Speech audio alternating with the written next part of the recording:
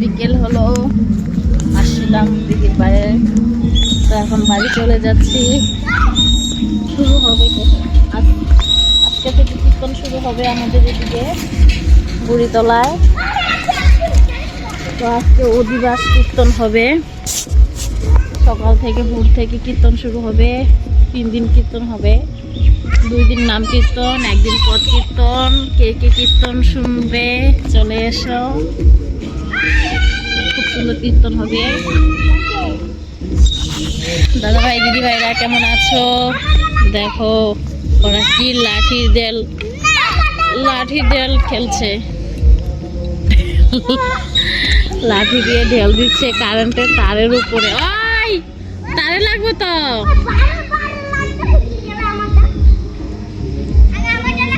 কি দুষ্টামি করে আমাদের পাড়ার ছেলেগুলো।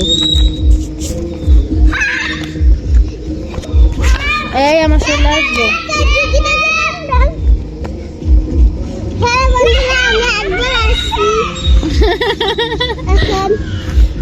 আরেকবার আসেও তাই বলতেছে।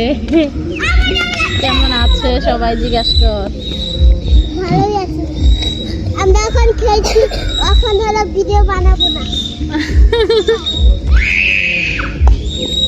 খেল, চলো বাড়ি যাই। গদাই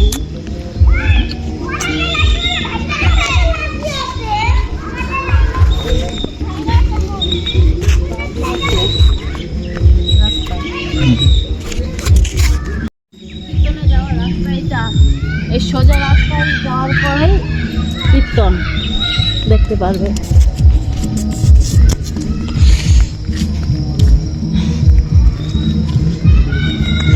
হচ্ছে আর যাই না, বাড়িতেই যাই, কারণ ছেলেকে পড়াচ্ছে তো, পরে দুষ্টামি করবে। বাড়িতে না থাকলে, আমি যদি বাড়িতে না থাকি দুষ্টামি করবে, পড়বে না।